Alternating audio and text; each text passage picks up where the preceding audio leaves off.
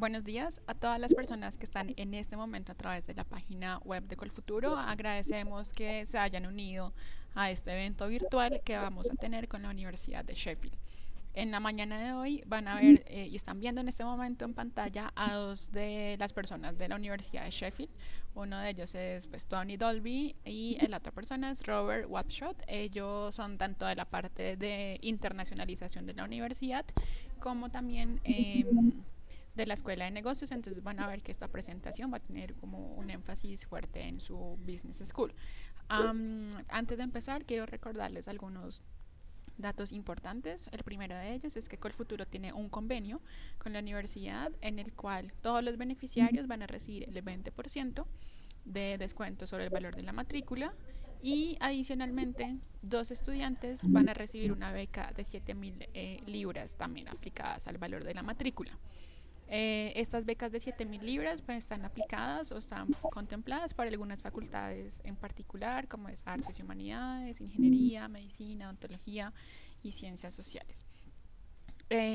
Y adicionalmente, pues un poco hablando de la historia y la relación que tenemos con la universidad, más de 40 estudiantes en la historia de Colfuturo han sido seleccionados para hacer sus estudios aquí y la idea y la invitación es que en el día de hoy puedan ustedes conocer la universidad, aprovechar para hacer todas sus preguntas y de esta manera pues también que sea una de las opciones que ustedes tienen para hacer su posgrado y sus estudios en el exterior.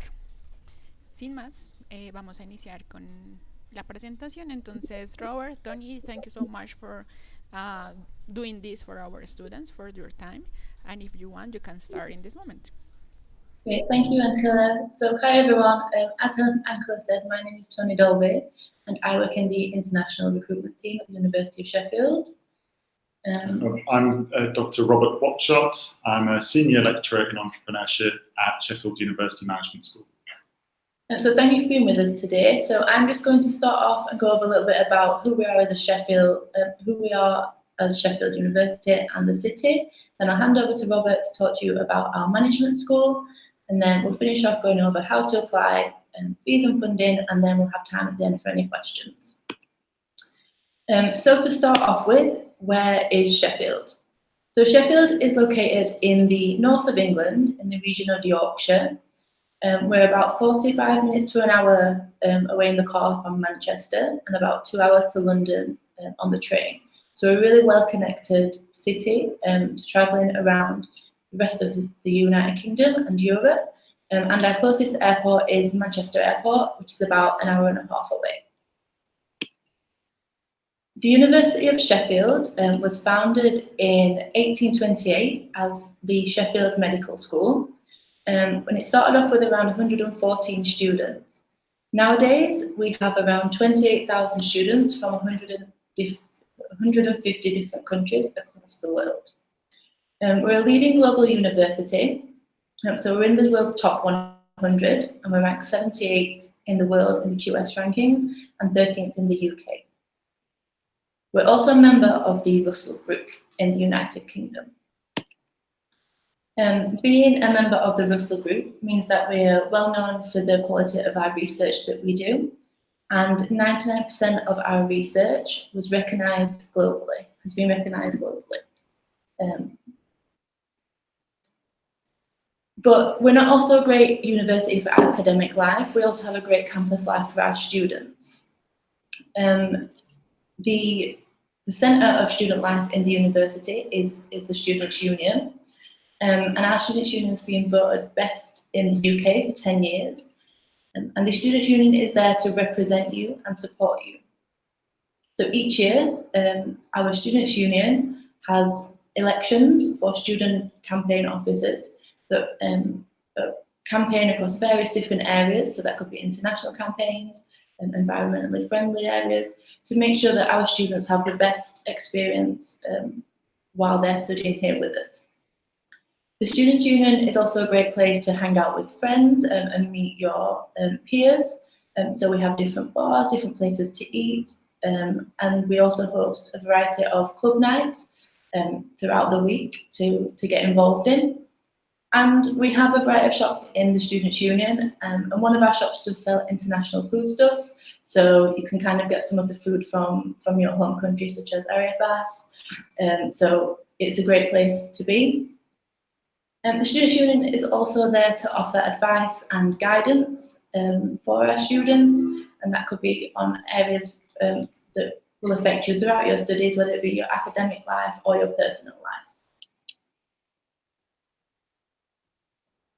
As well as to help us offer an outstanding student experience, the Students' Union has over 300 clubs and societies, and these vary from things such as there's more common sports such as football or rugby, to some of the more unique societies, such as the Tea Drinking Appreciation Society. And we also have a Latin American society that hosts a variety of activities throughout the year, and it's a great way for you to meet other Latin American students that are studying at the University of Sheffield. So not only is Sheffield a great place to study, it's a wonderful city to be living in, and there's many things that you can get involved on to enhance your time here. So a little bit about the city of Sheffield. It is the 4th largest city in England. So there's a lot of things to do. Go out to the cinema, go shopping. We have shopping malls here. But it has kind of a small feel, a small town feel. So you won't kind of feel so out of your comfort zone, and it won't be such a culture shock because although it is a large city, it has a small feel to it. Sheffield is also a really cheap city to live in for students. So we're 25% more affordable than living in London. And we say the average kind of monthly spend would be around £1,015 a month, everything included. It's also one of the UK's safest major cities, and it's been voted one of the world's best student cities. Sheffield has a lot of kind of things to get involved in with sport, music and culture, and one of these things is the Peak District National Park. So part of Sheffield is located in the Peak District, which is one of the UK's national parks, and it's a great place to kind of go if you want to escape from the city life and go exploring, and it's about a 20-minute drive from the city centre, from our campus. Some of the activities that you can do in the Peak District are hiking, mountain biking and climbing. So it's a really good place to go to experience the British countryside and get away from city life. Sheffield is also home to one of the world's oldest football clubs, which is Sheffield Football Club. But we also have 2 major football clubs in the city, so Sheffield United, who are in the Premier League, and Sheffield Wednesday, who are in the Championship. So there's always opportunities to go and watch a football match in your free time. Through every year, Sheffield also hosts a major music festival, which is called Tramlines, and that takes part in and around the city. And we have a lot of various different acts there, from major acts that are known worldwide to smaller local acts. So it's a great atmosphere when the music festival is on, and it's really something really fun to do. There's also many places to meet and go out with friends, such as bars and restaurants, and there's a lot of Latin American restaurants in Sheffield where you can feel at home and go out salsa dancing or get some traditional foods that you're more accustomed to maybe than the British cuisine. Sheffield also hosts the World Snooker Championships every year throughout the summer, and they're hosted in the Crucible Theatre, and that's a great vibe in the city when the Snooker Championships is on, so it's something else that you can also get involved in and experience. As well as all of the things in Sheffield to do, the Sheffield itself and the surrounding area is known for a lot of its historic buildings and green spaces. So on our campus we have a park, which is Weston Park, and there's also the Sheffield Botanical Gardens, you can go and visit. And then just a short drive away is Chatsworth House. And this building, you might have seen it on some TV shows or films, such as Pride and Prejudice. So there's a lot of things to do in and around Sheffield to enhance your time here as well as your academics. So now I'm going to hand over to Rob, and he's going to talk to you about our management school. Thank you, Tony, and thank you very much for inviting me to speak with you this morning, for you guys, late afternoon for us here. Before I get into just talking about the management school, I think it's really worth just reinforcing what Tony said about Sheffield as a city. I've lived here for about 7 years now, and really there's so much going on and plenty to get involved in. It does have that kind of small city feel, I think, because it's got really good public transport. So the bus network is really good. We've got a tram, or a super tram, as they call it here in Sheffield, and really good railway connections. So it does kind of combine that city feel with kind of a smaller city convenience. So I really like living here, and it's certainly all my friends in the city really enjoy living in Sheffield. But that's not really the core focus as to what I've been invited to talk about today. So I've been asked to come along and tell you a little bit about Sheffield University Management School, which, as we said earlier, is where I work, where I'm a senior lecturer in entrepreneurship. And really the objective, what I want to get across to you today, is a little bit about the provision that we have, the different courses and so on, but also give you some sense of the ethos and the values of the school. And really that's where I want to start. And it's where we start everything actually at the management school. And it always comes down to our vision and our mission. And here we've just extracted something from our mission, which really you can see places students at the heart of everything that we do. So we talk about our world-class research to develop knowledgeable and employable students, all the time thinking about this idea of social responsibility, socially responsible work practices, and in our different ways, having a positive impact on the world. And some of these themes are things that I'll come back to a little later in the presentation, but I want you to kind of really focus on that and take that as serious as what really guides and drives what we do and how we do it here in the management school at Sheffield. Before returning to some of those themes, though, there are a few more headlines that I think are worth drawing out for you. And as with the rest of the university, we are of international standing as a management school. And we know that through a variety of mechanisms, but principally through the international accreditations that we have. Now, if any of you have studied previously in the United States, you've probably come across AACSB. You may be less familiar, unless you've had experience studying in Europe, of AMBER and EQUIS accreditations. But in essence, they are all different ways of assessing the quality of higher education provision. Now, these aren't just accreditations that you achieve as a one-off basis. These organisations come back periodically, typically after 3 to 5 years, to assess what continuous improvements you've made. So it's things like, do we have quality systems in place to make sure that things like the grading procedures are robust, that the teaching materials that we have are up to date and are pushing at the boundaries of current knowledge. And these kind of accreditations not only keep us on our toes, but also stand as a mark of achievement that we're hitting these objectives at an international level. Again, as with the university, we stand very well placed within the broader rankings. A little bit about what we're like as a school, I guess, just a few more specific details. We are a fairly substantial school, particularly within the university, and we're also continuing to grow.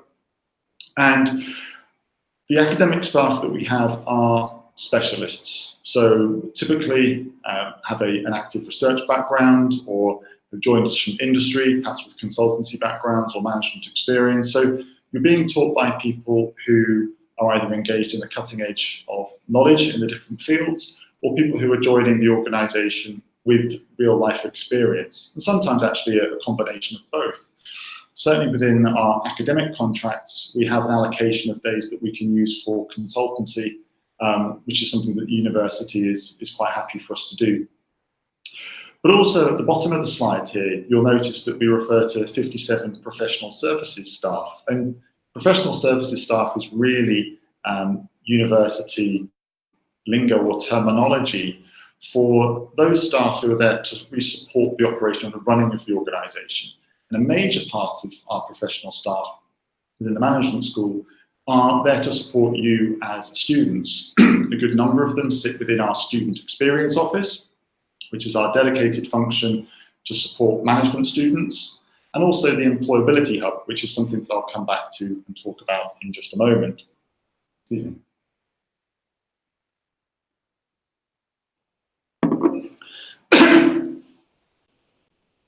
To give you a sense of our student body, again, the management school is a substantial part of the overall university.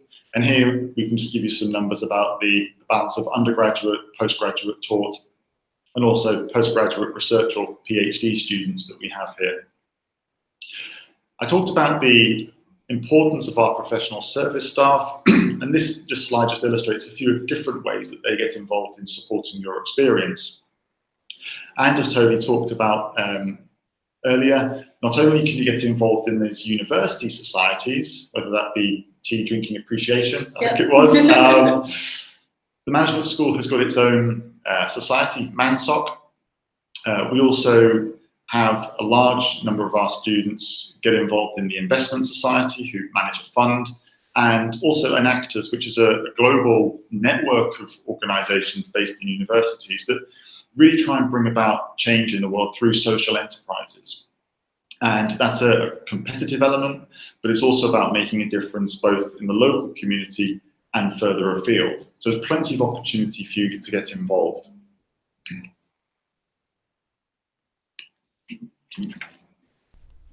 Sorry. So here I wanted to just give you a quick sense of the facilities that we have. Sorry, this is, I've forgotten how to reveal on this slide. This is a picture of the back of the management school, so you can see the courtyard, which leads in, if you look to the left-hand side, just into our cafe area and our soft seating space. Just down below, this is an interior or a couple of interior shots. We focus quite a lot on making the management school an attractive place for students to learn. Also in terms of you meeting informally, of course, this is all Wi-Fi enabled. We've got computers on site as well, either for quick tasks or if you want to use a PC for a more extended piece of work, then we've got those facilities on site, along with our own dedicated IT support staff. So it's not just a set of classrooms or lecture theatres, but we've spent a lot of time and investment in making sure that it's somewhere attractive and pleasant for students to come and work, particularly in groups, which is a big part of the education that you get here at Sheffield. Now, a couple of times we've touched on the importance of the research that we have at the university and at the management school. And so what I want to do now is just come back and touch on this part of our mission and also explain how that relates to you as prospective students. You hear a bit of specific terminology when it comes to research at universities in the UK, and it's probably worth just unpicking some of those terms just to help you understand what it is we're talking about. When we refer to the Russell Group, this is the set of research-focused or research-led universities in the UK. So those institutions that really place a major emphasis on the research that their staff are conducting. So just to give you a sense about what that might mean in terms of my particular contract, my workload allocation, 40% of my time is dedicated to conducting research, and I need to be publishing in internationally recognized journals as a key part of my job. Okay, so research is really important for what we do.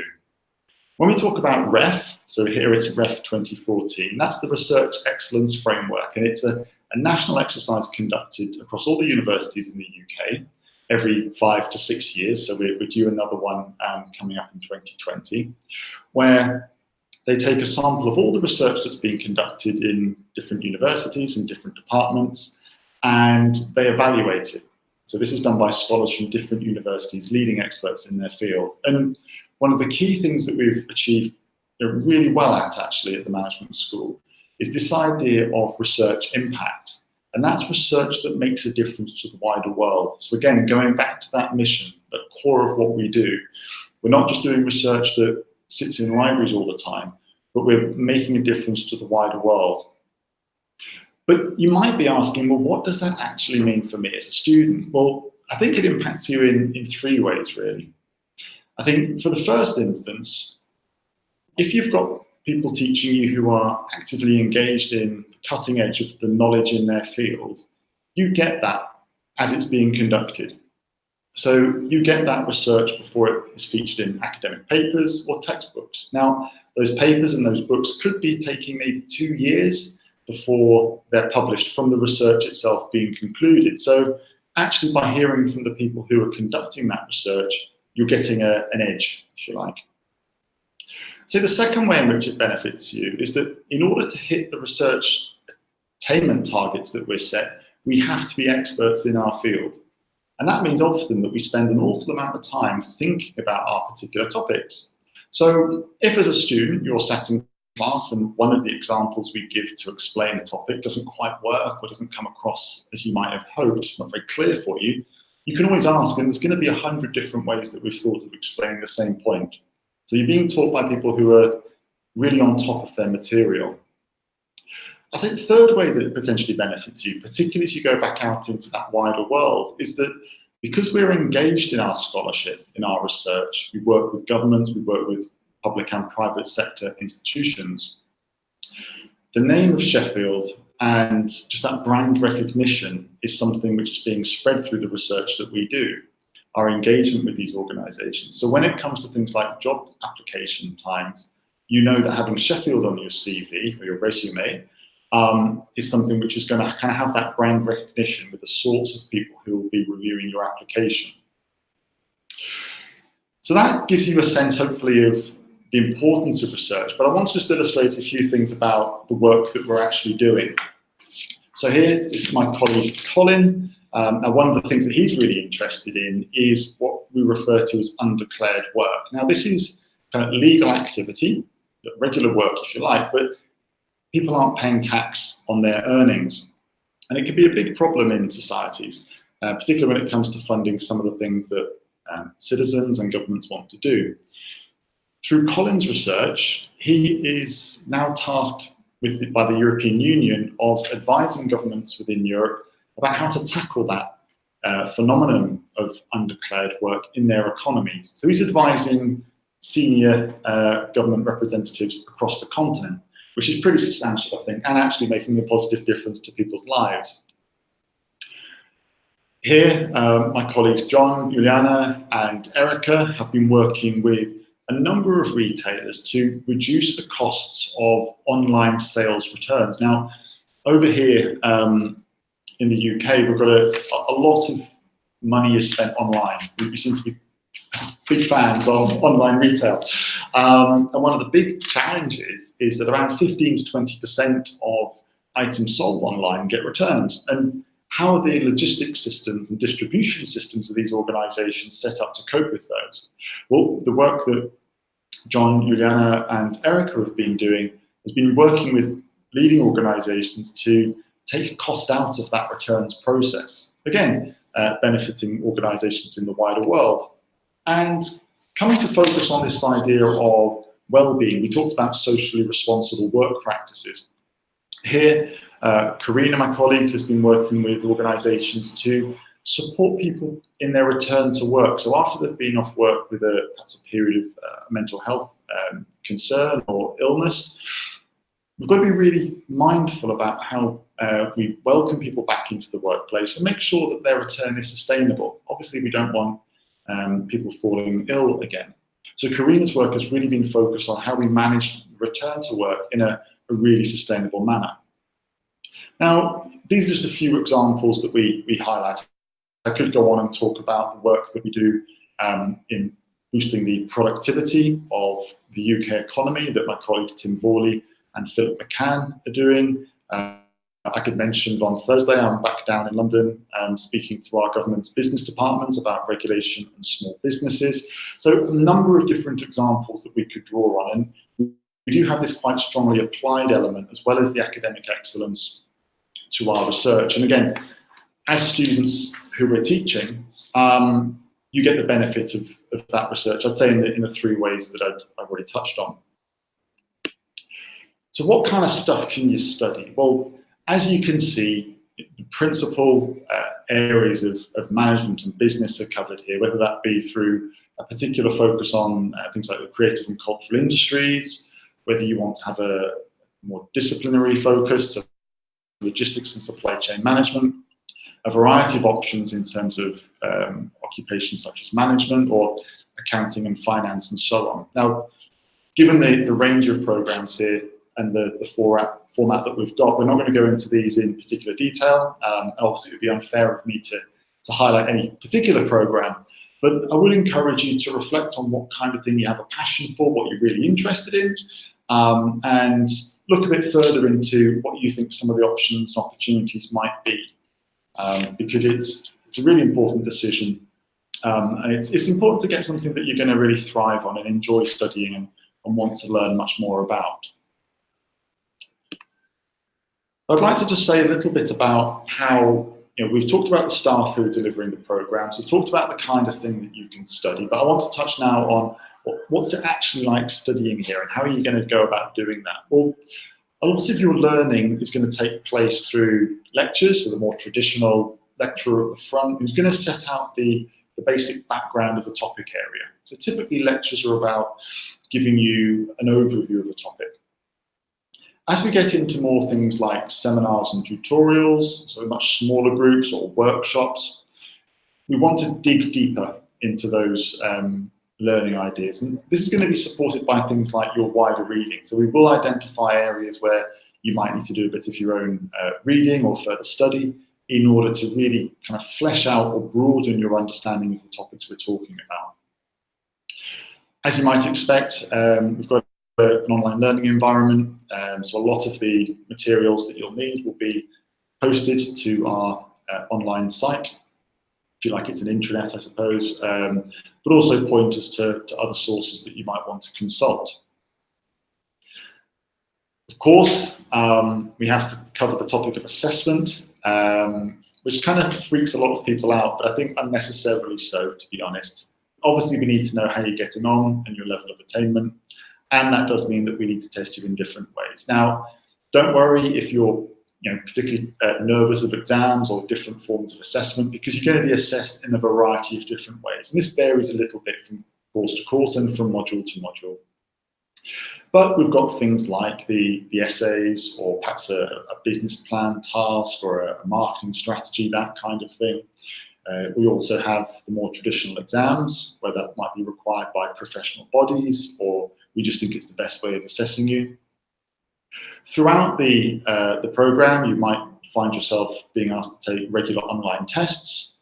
Also things like engaging in group work, which is really important. This idea of collaboration in work these days is essential. And getting your presentation skills up to scratch. Again, something which is essential in the modern world of work. Having said all of that, we talked about the nature of the teaching, the learning, the assessment. That's going to feel quite demanding, I'm sure, particularly almost in abstract as we're discussing it here. But it's worth coming back to this idea of placing students at the heart of everything we do and really emphasising the supportive learning environment that we foster both within the management school and also within the wider university. So it's important that you are aware of the range of supports that are available. So things like your personal tutor. So this is someone who may or may not be teaching you on a regular basis, but will be based in the management school and is there to look after you pastorally. So if you've got any particular questions about maybe how you're approaching your studies, something in your personal life, you can always go to your personal tutor, and typically we'll signpost you to the right level of appropriate support within the university, which is typically provided through the student union, as Tony's already mentioned. Also, your course director or your module leaders, As a general rule, and if Tony will excuse me for saying this, whether you come to study at Sheffield or not, and I'd love you to study at Sheffield, but if you don't, do make sure that if you need additional support, just say so, just ask. Because we're really keen to help younger people develop and sort of grow, not just academically, but we understand where you are in terms of developing as people. It's quite difficult sometimes for us to know exactly what each of you are going through. So meet us halfway, let us know, and then we can make sure you get the support and guidance that you need. We mentioned a little bit about the Student Experience Office, so the professional service staff at the management school. But also we've got 301, which is a central university facility, which really gives you a variety of different academic supports, whether that be through getting your academic writing skills up to speed, thinking about how best to take notes in lectures, doing better in exams, thinking about what your revision or preparation technique might be, how to perform in exams. So there's a whole range of support that's available to you, and it's really just about trying to make sure, think about how you can access that best. And here we have a quote from, as it happens, one of my former students who's just graduated, Titus, and he talks about these support systems. And I think Titus is a really good example of someone who sort of has built good relationships with the staff in the management school. He's got involved in student representation, would come and ask if there were points that require clarification. And I think here in senses it kind of reflects the fact that he's actually taken a lot out of his experience here at Sheffield. Another example is someone flagging up the broader student skills, the 301 that we just talked about. So in this case, Ali wasn't as confident as he might have been perhaps in terms of the reading and listening. So again, going to sort of highlight that to the relevant people, he was able to access the right level of support, and actually, as you see, kind of helped him achieve his best work. So again, being a little bit proactive, getting involved a bit, and then we can help you take it home and take it further to the next level of support that you feel you might need. One other thing really that I wanted to talk about in terms of a specific part of the teaching experience is our trading room up at the management school, which is a particularly sophisticated piece of kit. Essentially, it's a Bloomberg market data informed trading facility. We don't plug you into the actual markets, so you won't have to lose all of your money, but you can get a go working on data which I believe is on a time delay from Bloomberg, see how you might make investment decisions, see how the markets play out and so on. And this is something which on some of the programs with finance, of course, you'll be able to get significant use out of.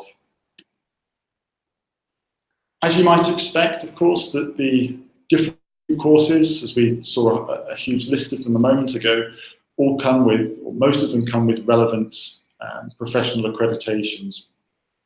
As you start to become more familiar with the particular discipline that you'd be interested in studying, particularly if you've got a particular career in mind, some of these different professional bodies will be, they'll mean more to you, they'll gain more significance to you. So I don't propose to spend time going through them right now, but I guess you can refer back to the presentation as and when you're starting to think a bit more about the career path that you'd like to take and which course you think might suit you best to facilitate that development. Briefly, or a few times I've mentioned the importance of the management schools sitting within the wider university, and the employability hub is a really good example of that. So as we come back again to our mission, we talk about not just knowledgeable, but also employable students. And when we talk about employability, that's really things like careers guidance, support, and advice. Now at the management school, and management school students are really lucky because not only do you have access to the whole of the university's careers support provision, but we've actually got our own dedicated careers service for management school students based within the management school. And there's a variety of different things that they can support you with. I think in particular, people find the feedback on CVs or resumes, interview tips prior to going for that big job or that big selection centre are particularly helpful. We also have guest speakers coming in from industry to talk about what it's like working within their particular industry and really give you some hints and tips as to how to secure the opportunity that you want within that particular organisation or within that particular industry. So again, it's really a opportunity to get involved in. There's huge amounts of opportunity and resource within the management school and the university, and it's just a case of really taking advantage of that and making the most of it. Here are some of the organisations where our students have worked. As you can see, a wide range of industries, from sort of consumer goods through to cutting edge engineering. Again, probably too many to go through and pick out. Those of you who have already got a sense about where your career might be taking you will no doubt zoom in on those that seem most relevant, but hopefully it gives you a sense of the range of opportunities that our students have gone on to take. And this is just coming back as a final point really to another student who I've taught, Harry, again, who did very well here at Sheffield. And it really just underlines the importance of taking or making the most of the opportunities that are available to you here. Yes, everything that we do starts with you as students at its heart. We talk about how our research can benefit you. We talk about really the different ways that we try and support you and make the most out of the education that you get here. But it's also about making sure that you seize and maximise those opportunities, which I'm sure you'll do. And that's really all I wanted to say for now. So Tony, if I just hand it back to you. Yeah, thank you very much for that, Rob. That was really interesting. So I'm just going to go over a few more details. So I'll first start off with how to apply. So to apply to a master's course with us, you would make your application directly through our online application portal, and there you can see the web link. There isn't a charge for this application, so it's all free.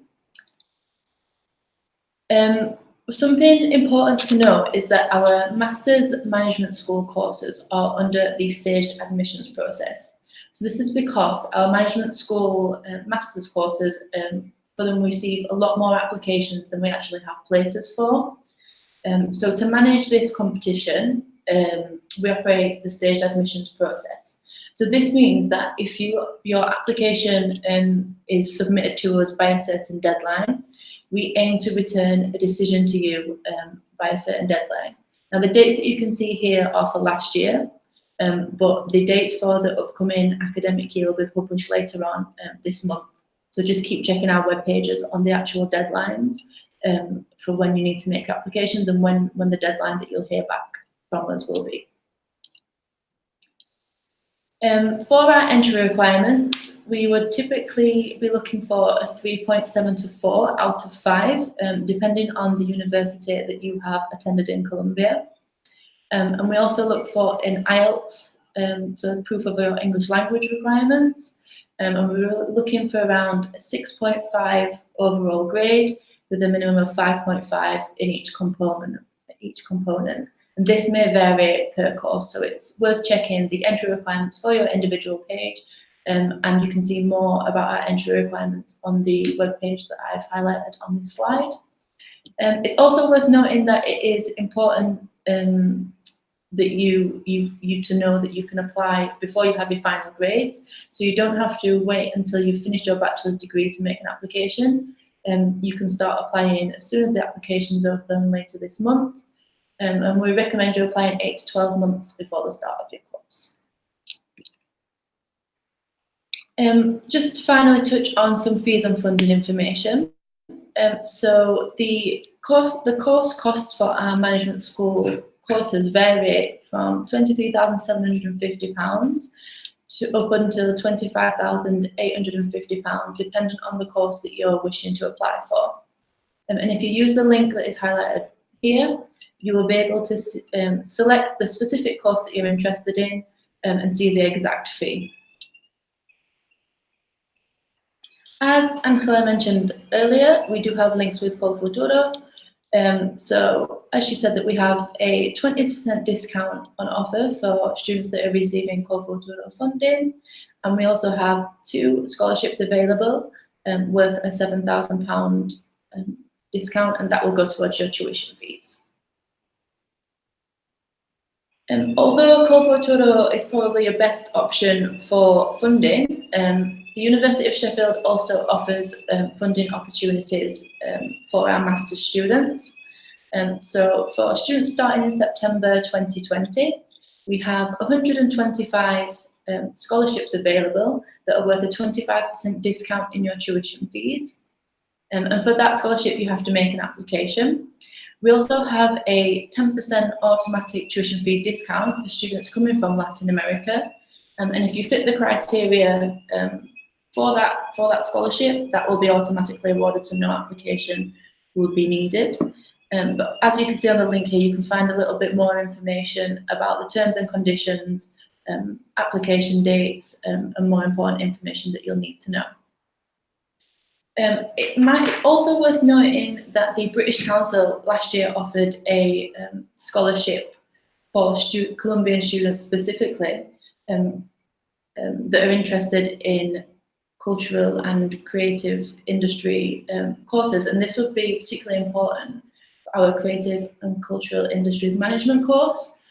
So that's worth checking out the British Council website in Colombia to find out more details about that scholarship, because that might be something that would be of interest for you to know if you're applying for that particular course. Throughout the year, you'll have the opportunity to speak to one of our current students. So we have a team of student ambassadors that work for us in the international recruitment team. You can talk to them before you've applied, and there's the link that you can use to have a chat with them online. And throughout the year, if you have an offer to study with us, we will try and give you a call from one of our current students to discuss what it's like living in Sheffield, how they found it, and answer any questions and queries that you may have. And as you can see on the slides here, that is just a bit of text from one of our current students, Alessandra, who's from Colombia.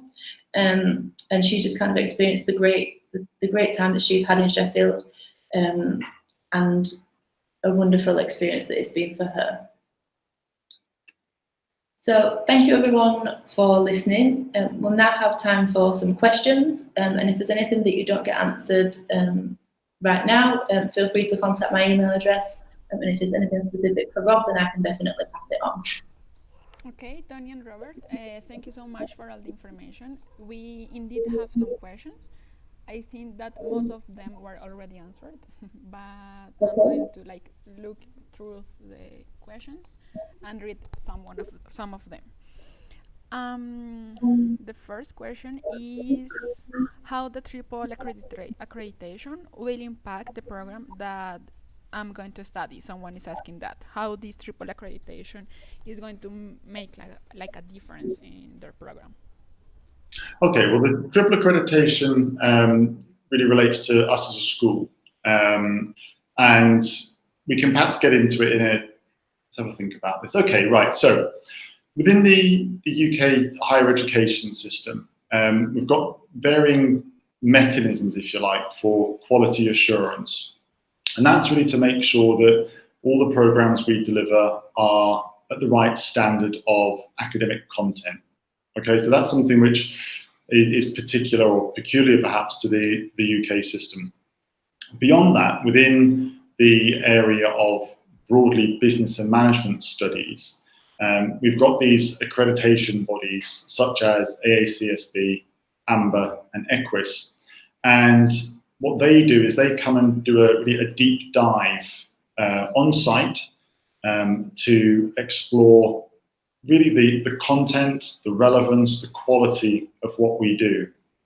And really I'd say that the way that those triple accreditations benefit the students is it helps us to basically be driven to continuously improve.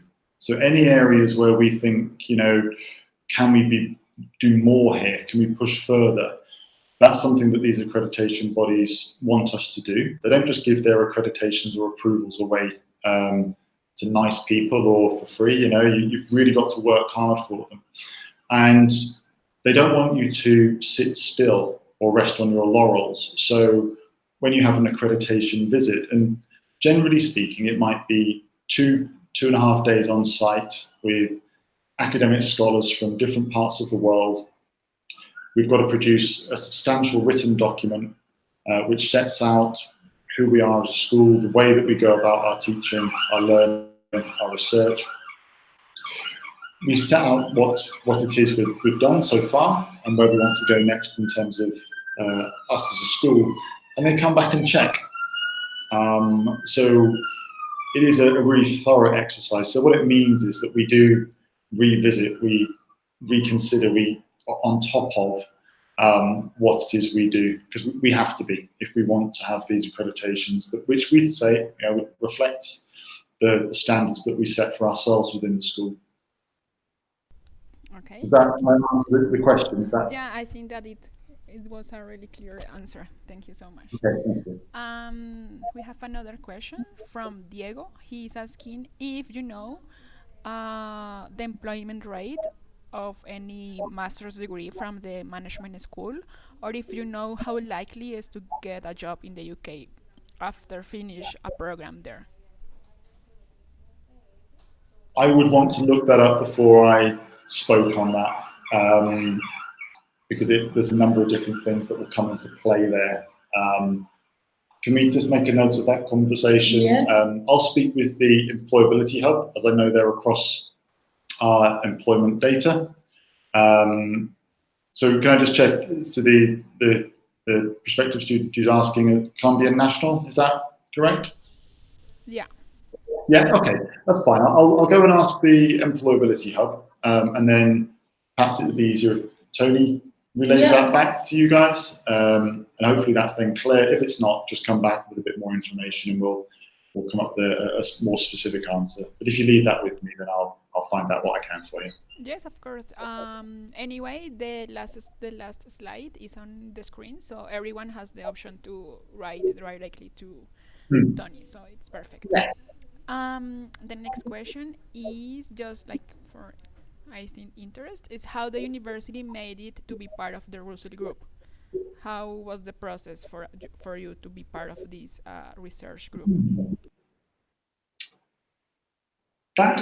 Well, so the Russell Group, as I said, is the, I don't actually know when the Russell Group was formed. It's been around quite a while. Essentially, it's the older universities in the UK, and those that are basically the most research focused. That's actually a really interesting question. I'm going to find out for myself anyway, because I don't know. It's just, I guess, something that we take for granted, as in living in the UK system. But good question. I'll find out. Yeah, we'll look that one up. Okay. But being part of this group means that you are one of the best universities in research in the UK, right? Just to be confirmed that. Yeah. If you want to have a look at who else is in the Russell Group, you can just look up Russell Group in the UK, and it's got its own website, and they represent the views of research-intensive universities to government and so on. So that'll give you a sense about the other types of institutions, or the other institutions who are also part of it. I think it's about 24 in the UK out of over 100 universities. So it is really those that are very much research focused. Okay. Lina is asking another question that is related to the work, like possibilities. I don't know if you are going to answer this, but she's asking if it's true that this first year, if you apply to a master's degree, you can apply for a special permission to work in the UK for 2 years after you finish the degree. I don't know if this is the same question that I already did, but would you like to answer something about that? Well, this is something this is sort of a breaking story in the UK this week, which is why I was a little bit tentative on the earlier answer. Do you know anything about it, Tony, in terms of what the commitment from the government actually is, or? I don't think it's been fully confirmed as of yet. Students, what normally happens is a student would be, when they come to study in the UK, they're given a Tier 4 visa, And then they have the opportunity to change to a Tier 2 visa, which is a work visa. And the government has recently, just this week, announced that they are making changes to foreign students that are coming to the UK. And they're going to be extending them for offering a 2-year work visa for students that are graduating. Because at the moment you're only allowed to be in the UK for 4 months after completing your course on a current visa. So it's worth keeping an eye on what is happening with that, because there are changes happening at the moment with regards to the rules and regulations on post-work study. Okay. We can sort of, when we comment on the other employment or employability question, we can perhaps give some steer as to the current proposals, if you like. As we've said, I think it's pretty much breaking this week or maybe even over the weekend, actually. So it's a really current and up-to-date news story. So whoever's asked that is on top of the news. Yeah. Yeah. So from next year, international graduates could be able to qualify for a 2-year work visa in the UK. But as we said, the government are still putting those changes in place. Okay. Thank you. The next question is, you are talking about the Student Skills and Development Center. What is the process for the students to be part of this center? Everyone is have the chance to be part, or just some of the students taking into account some requirements? You can book an appointment if you need to see someone individually, or book onto a workshop that they're running. And go along. Okay. Someone is asking, Paula, if she already has a TOEFL test, can she submit this document, or she will need to present the IELTS? No, so we do accept the TOEFL, but it is the internet-based test that we would accept for the TOEFL. So if it's not that exact TOEFL qualification, then we wouldn't accept it. It's also worth noting that we wouldn't accept your TOEFL or your English language certificate cannot be 2 years older, more than 2 years older from when the start of your course is. Okay. So if you did it more than 2 years before the start of the course, then we would have to ask for it to be retaken. But there's more information on our web pages of the exact qualifications that we accept and the exact requirements of how it matches up from an IELTS to a TOEFL, for example. Thank you. The next question is that, okay, you recommend to apply at least 8 months before the start of the program, but does the university have a deadline, or is it open all the year, the admissions process? So that is kind of touching back on the stage admissions process. So if you, as I mentioned, if you apply to a management school course with us before a certain date, we aim to kind of give you a decision by the later date shown, which is sometimes around a month later. But it's better to apply earlier, because if all the places fill up on that course, then we will close the course to applications. So it's better to do your application sooner rather than later. Okay. Diego is asking, he has a GPA that is 3.6 out of 5. It is possible for him to apply, or what do you recommend about that? So when looking at applications, we would take into consideration your full application. So it's not just based on your grades from your undergraduate degree, but also we look at your personal statement, references from tutors, and kind of your academics and your English as well. So it's definitely worth making an application. And once we've kind of got all of your documents and details in front of us, then we'll be able to make a more informed decision on your application to the course that you're interested in. Okay.